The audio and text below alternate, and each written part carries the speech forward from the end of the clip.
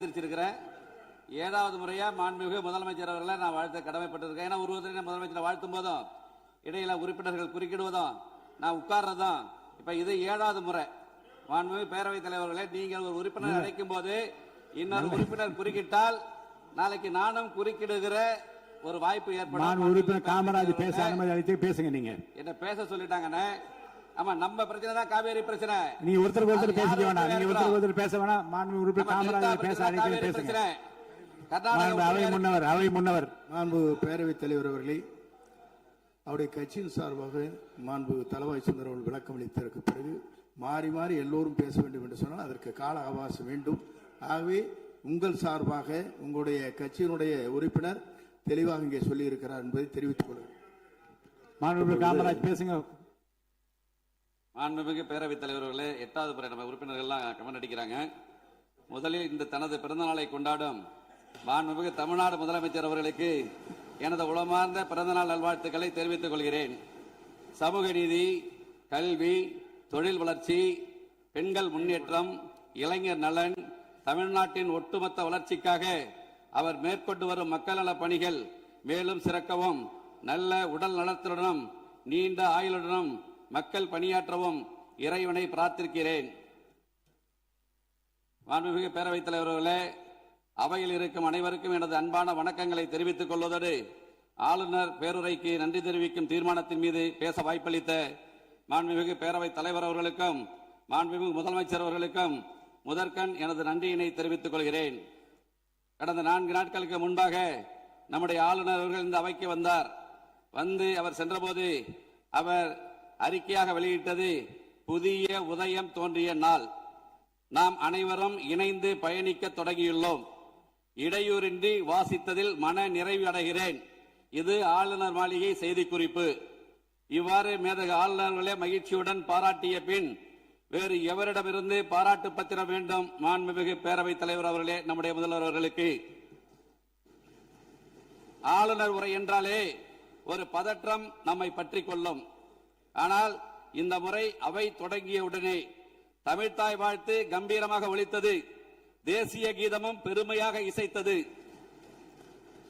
மேதகு ஆளுநர் அவர்களும் ரொம்பவே சந்தோஷமாக புன்னகையோடு தன் உரையை வாசித்து முடித்ததோடு இன்றைக்கு தமிழ்நாட்டில் ஒரு மாபெரும் சரித்திர புரட்சியை தன்னந்தனியே ஏற்படுத்தி உள்ளார் நமது மாண்புமிகு முதலமைச்சர் என புகழ்ந்திருக்கிறார்கள்.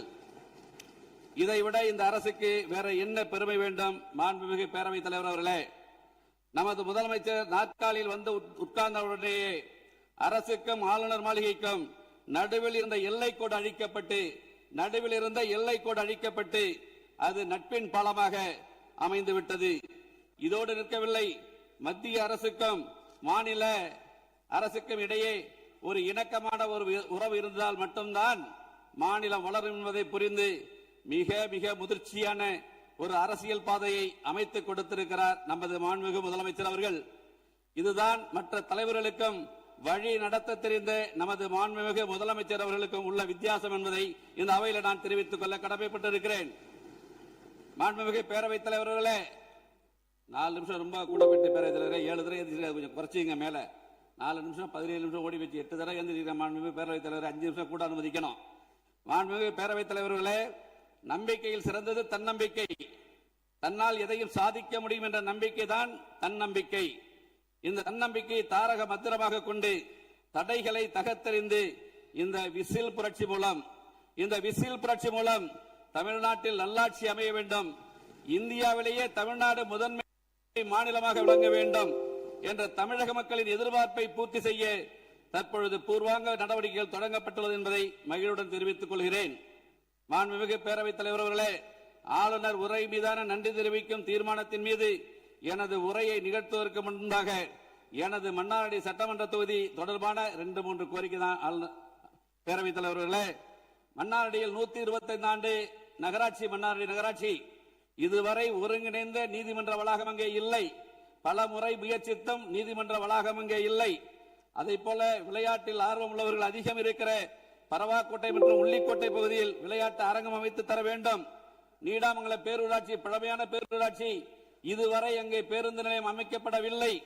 அமைப்பு தர வேண்டும் என்கிற எனது வேண்டுகோளை வைக்க விரும்புகிறேன். நீடாமங்கலம் ஊராட்சி ஒன்றியத்தை வடுவூர் தலைமையிடமாக கொண்டு ஒரு ஊராட்சி ஒன்றியம் அமைத்து தர வேண்டும் என்கிற வேண்டுகோளை வைக்க விரும்புகிறேன். அதே போல இடமலை கிராமத்தில் கைப்பந்துக்கென உள் விளையாட்டு அரங்கம் அமைத்து தர வேண்டும் என்ற கோரிக்கையை வைக்க விரும்புகிறேன். மாண்புமிகு பேரவைத் தலைவர்களே, பெரியார் பகுத்தறிவு சித்திரம் தீட்டினார் பெரியார், பெருந்தலைவர் காமராஜர் கல்வி சித்திரம் தீட்டினார் காமராஜர், பேரறிஞர் அண்ணா சுயமரியாதை சித்திரம் தீட்டினார் பேரறிஞர் அண்ணா, புரட்சித் தலைவர் எம்ஜிஆர் சத்துணவு திட்டம் தீட்டினார் புரட்சித் தலைவர் எம்ஜிஆர், புரட்சித் தலைவி அம்மா அவர்கள் பசிப்பிணி போக்க அம்மா உணவு என்ற அற்புதமான திட்டத்தை தீட்டினார். நம் முதல்வர்கள் அமைதி புரட்சி என்ற திட்டத்தை தமிழ்நாட்டில் அமைதி நிலவ வேண்டும் என்று திட்டம் தீட்டிக் கொண்டிருக்கிறார் என்றால் அது மிகையாகாது. ஆளுநர் உரைக்கு நன்றி தெரிவிக்கும் தீர்மானத்தின் மீது ஒரு சில உறுப்பினர்கள் சட்டம் ஒழுங்கு சீரழிந்து விட்டது என்று பேசினார்கள். இந்த சூழ்நிலையில் கொலை, கொள்ளை, பாலியல் துன்புறுத்தல்கள் ஒரு சில மாதங்களுக்குள் கட்டுக்குள் கொண்டு வருவது என்பது யாராலும் இயலாத காரியம். அவற்றை எல்லாம் சரி செய்ய காவல்துறையை மக்களின் நண்பனாக மாற்றி தமிழ்நாட்டில் சட்டம் ஒழுங்கை நிலைநாட்டும் முயற்சியில் மாண்புமிகு முதலமைச்சர் அவர்கள் தீவிரமாக ஈடுபட்டு வருகிறார்கள். ஆளுநர் உரை பத்தி 18 பெண்களின் பாதுகாப்பினை பேணி காப்பது, பெண்களுக்கு எதிராக இரும்பு கரம் கொண்டு ஒடுக்குவதற்காக சிங்கப்பெண் அதிரடிப்படை உருவாக்கப்பட்டிருக்கிறது. இந்த அரசால் உருவாக்கப்பட்டுள்ளது. இதனால் சட்டம் ஒழுங்கு கட்டுப்பாட்டுக்குள் வரும் என்பதில் எல்லளவும் சந்தேகமில்லை. ஆளுநர் உரை பத்தி 19 போதைப் பொருள் தடுப்பு சிறப்பு படை அனைத்து மாவட்டங்களிலும் உருவாக்கப்படும் என்று குறிப்பிடப்பட்டிருக்கிறது. இந்த சிறப்பு படை அமைக்கப்பட்ட பின் போதைப் பொருள் நடமாட்டம் கட்டுக்குள் கொண்டு வரப்பட்டு இதன் மூலம் சட்டம் ஒழுங்கு சீராகும் என்பதில் எல்லளவும் சந்தேகமில்லை. தமிழ்நாட்டின் அடையாளமாக தமிழ் மொழி உள்ளது. உலகத்தோடு நாம் போட்டி போட ஆங்கில மொழியும் தேவை. எனவேதான் இந்த இரு மொழிக் கொள்கையில் இந்த அரசு எவ்வளவு உறுதியாக இருக்கிறது என்பதை ஆளுநர் உரை தெளிவுபடுத்தியுள்ளது. இது வெறும் பேச்சல்ல, இது செயல் அரசு என்பதை நிரூபித்திருக்கிறது. தமிழ்நாட்டின் நிதி சுமை குறித்து வெள்ளை அறிக்கை வெளியிட்டுள்ள இந்த அரசு அரசின் வருவாயை பெருக்குவதும் திசை மாறி சென்ற அரசு வருவாயை அரசின் கருவூலத்திற்கு எடுத்துச் செல்லும் வகையிலும் மதுபான உற்பத்தியாளர்கள் மீது கூடுதல் சிறப்பு கட்டணம் விதித்துள்ளது உண்மையிலேயே வரவேற்கத்தக்கது.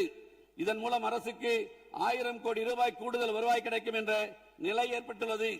அதே போல கனிமங்கள் மூலமாக கிடைக்கும் வருவாயை இரட்டிப்பாக்க அரசு தீவிரமாக முயன்று வருவதாக ஆளுநர் உரையில் குறிப்பிடப்பட்டுள்ளது வரவேற்கத்தக்க ஒன்றாகும். இதேபோன்று வாக்குறுதியை நிறைவேற்றும் வகையில் 2 மாதங்களுக்கு 500 யூனிட் மின்சாரம், 200 யூனிட் இலவச மின்சாரத்தை வழங்க உத்தரவிட்டுள்ளது.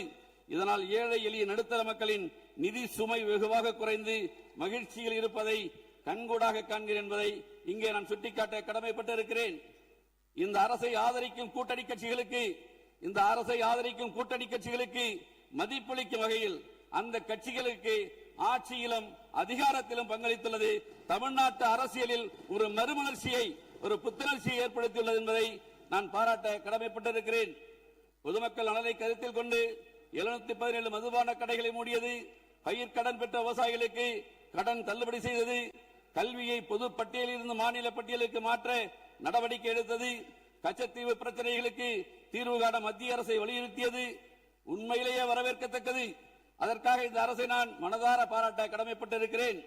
ஆளுநர் உரை பத்தி 31 பல்கலைக்கழகங்கள் மற்றும் உயர்கல்வி நிறுவனங்களில் நீண்ட காலமாக காலியாக உள்ள உதவி பேராசிரியர் மற்றும் ஆசிரியர் பணியிடங்கள் தகுதி மற்றும் திறன் அடிப்படையில் வெளிப்படையான முறையில் நிரப்ப போர்க்கால அடிப்படையில் நடவடிக்கை எடுக்கப்படும் என்ற அறிவிப்பு படித்த இளைஞர்களிடையே பெருத்த மகிழ்ச்சியை ஏற்படுத்தியுள்ளது. இந்த அறிவிப்பு இளைஞர்கள் அரசு வேலை பெற வழிவகுக்கும். இதை நான் மனதார வரவேற்கிறேன்.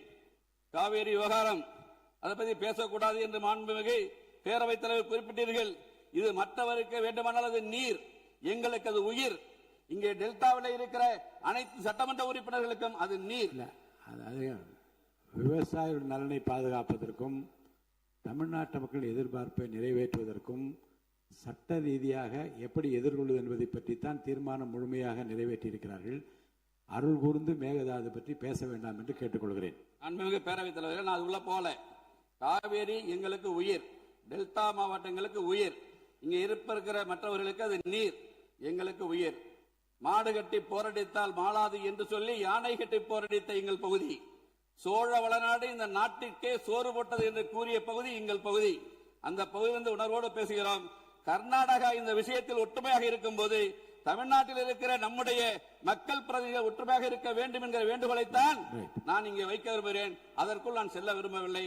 எனக்கு பேச வேண்டிய டயத்துக்கு பிறகு 8 தடவை நான் எழுந்திருச்சிருக்கேன். அதனால நான் அதுக்குள்ள போகல என்பதை வலியுறுத்தி கேட்டுக்கொண்டு நல்ல வல்லுநர்களை கொண்டு இங்கே பேசிய ஒருமித்த கருத்தோடு அந்த தீர்மானத்தை அந்த முதலமைச்சர் கொண்டு வந்த சிறப்பு வாய்ந்த தனி தீர்மானத்தை நல்ல வல்லுநர்களை கொண்டு சிறப்போடு நாம் அதை ஏற்க வேண்டும் என்கிற வேண்டுகோளை மட்டும் வைத்து அதற்குள் நான் உள்ளே நுழைய விரும்பவில்லை.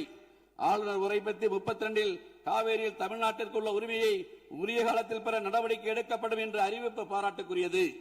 நிலத்தடி நீர்மட்டத்தை உயர்த்தவும் மழை காலங்களில் ஒரு நீரை சேமிக்கவும் ஏதுவாக ஏரிகள் மற்றும் குளங்கள் பராமரிப்பு திட்டம் ஒவ்வொரு ஆண்டும் செயல்படுத்தப்படும் என்று ஆளுநர் உரையில் அறிவிக்கப்பட்டுள்ளது மிகுந்த மகிழ்ச்சி அளிக்கிறது.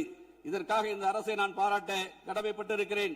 இதேபோன்று கடலுக்கு செல்கிற நீரை தடுக்க வகையிலும் மழை நீரை சேமிக்கும் வகையிலும் தேவையான இடங்களில் தடுப்பணைகள் கட்ட நடவடிக்கை எடுக்கப்படும் என்ற அறிவிப்பு உண்மையிலே வரவேற்கத்தக்கது.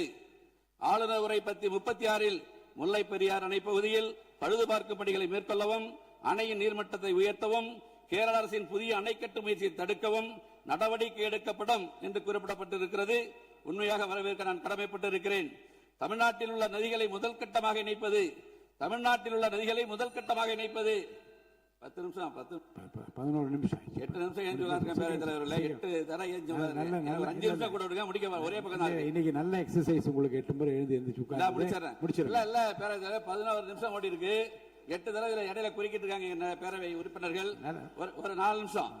தமிழ்நாட்டில் உள்ள நதிகளை முதற்கட்டமாக இணைப்பது மற்றும் தென் மாநிலங்களில் உள்ள நதிகளை இணைப்பது ஆகியவற்றை மேற்கொள்ள இந்த அரசு தீவிர முயற்சி செய்யும் என்ற அறிவிப்பு தமிழ்நாட்டு மக்களிடையே பெருத்த மகிழ்ச்சியை ஏற்படுத்தியுள்ளது. நிறைவேற்றார். அதேபோன்று இதேபோன்று அரசு துறையில் உள்ள காலி பணியிடங்களை நிரப்புதல், சிறந்த மின் ஆளுமை சேவைகள் பொதுமக்களுக்கு வழங்குதல், ஒலிம்பிக் உயர்திறன் மையங்கள், மேலும் தொழில் வளர்ச்சிக்கான அரசாக வேளாண் வளர்ச்சிக்கான அரசாக இந்த அரசு விளங்கிக் கொண்டிருக்கிறது. ஏழையின் சிரிப்பில் இறைவனை காண்போம் என்ற பேரறிஞர் அண்ணா அவர்களின் பொன்மொழிக்கேற்ப ஏழைகளுக்கான அரசாக, ஒடுக்கப்பட்ட மக்களுக்கான அரசாக, சிறுபான்மை மக்களுக்கான அரசாக இருந்து மதசார்பற்ற அரசாகவும் சமூக நீதிக்கான அரசாகவும் இருந்து பொதுமக்களின் நெஞ்சங்களில் இன்றைக்கும் சிம்மாசனம் போட்டு உட்கார்ந்திருக்கிற நம்முடைய முதலமைச்சரை மனதார பாராட்டுவதோடு இந்த நல்லாட்சிக்கு தோள் கொடுப்பதில் சட்டமன்ற உறுப்பினராக நான் பெருமகிழ்ச்சி அடைகிறேன். மொத்தத்தில் இந்த ஆளுநர் உரை தமிழ்நாட்டு மக்களை வளர்ச்சி பாதையில் அழைத்துச் செல்லும் முறையாக, தமிழ்நாட்டை அமைதி பூங்காவாக மாற்றும் முறையாக அமைந்துள்ளது தெரிவித்து வாய்ப்பளித்த உங்களுக்கு நன்றி கூறி, எனது மன்னார்குடி சட்டமன்ற தொகுதியில் சமீபத்தில் பள்ளி குழந்தைகள் 3 பேர் இறந்திருக்கிறார்கள். 5/6/2025 அன்று அரசு பள்ளியில் படிக்கிற 3 மாணவர்கள். நம்முடைய முதலமைச்சர் அந்த குடும்பங்களுக்கு உதவி இருக்கிறார், இல்லை என்று சொல்லவில்லை. அதில் வருத்தம் என்னவென்றால் முதலமைச்சர் மேல் வருத்தம் கிடையாது. அந்த குடும்பத்தில் 3 குடும்பத்திலும் ஒரு ஆண் பிள்ளைகள் தான். இந்த 3 ஆண் பிள்ளைகளும் இறந்து விட்டார்கள். அந்த 3 குடும்பத்திலும் ஒரு ஆண் பிள்ளை, ஒரு குடும்பத்தில் ஒரே ஒரு ஆண் பிள்ளை, இன்னொரு குடும்பத்தில் ஒரே ஒரு ஆண் பிள்ளை, இன்னொரு குடும்பத்தில் ஒரு ஆண் பிள்ளை, ஒரு பெண் பிள்ளை. மொத்தத்தில் அந்த 3 குடும்பங்களிலும் 3 ஆண் பிள்ளைகளும் இறந்து விட்டார்கள். உங்கள் மூலம் மாண்புமிகு முதலமைச்சரை நான் கேட்டுக்கொள்வது, அந்த 3 குடும்பங்களுக்கும் அரசு வேலைவாய்ப்பில் முன்னுரிமை கொடுக்க வேண்டும் எனக்கு வேண்டி கேட்டு உங்களை மனதார பாராட்டி விடைபெறுகிறேன். நன்றி, வணக்கம்.